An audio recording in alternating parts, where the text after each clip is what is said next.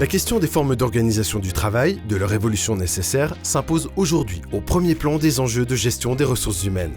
L'organisation du travail, dans son sens le plus large, conditions de travail, durée du travail, mais surtout amplitude horaire et répartition du travail dans la semaine, degré d'autonomie et type de management qu'il induit, apparaît comme un élément déterminant aussi bien pour l'attractivité des métiers que pour l'engagement et la fidélisation des salariés.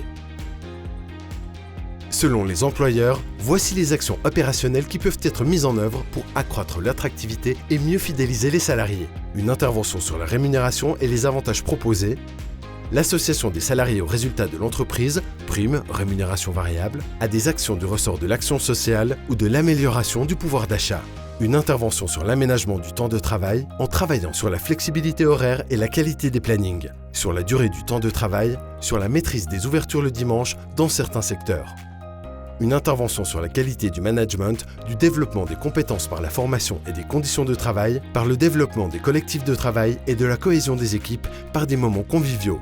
Les principaux enseignements de l'étude soulignent la nécessité de revisiter les fondamentaux pour intégrer davantage de flexibilité au quotidien dans la mesure du possible. Les salariés expriment une forte demande d'individualisation.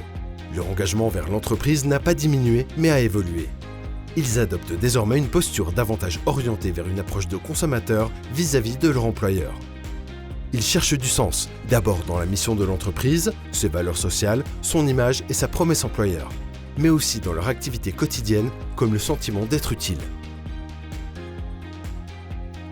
La construction de planning de manière participative pour supprimer les temps de fractionnement et intégrer de la flexibilité pour le salarié au quotidien. La mise en œuvre du télétravail quand l'activité le permet. La semaine de 4 jours, souvent citée, est dans les faits peu demandée. Les incitations financières aux mobilités douces pour contribuer à la transition écologique en réduisant l'empreinte carbone des trajets domicile-travail. Ritualiser des moments conviviaux avec les salariés pour renforcer la cohésion des équipes. Développer un programme de formation sur la relation client pour renforcer la reconnaissance et l'utilité perçue du métier.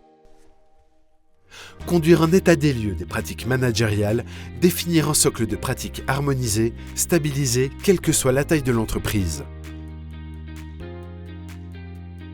Au fil des travaux réalisés, l'écoute des salariés, des employeurs et de leurs représentants a permis d'identifier 6 foyers d'attente et de mettre en évidence 36 leviers opérationnels visant à accroître l'attractivité des entreprises du commerce et la fidélisation des salariés.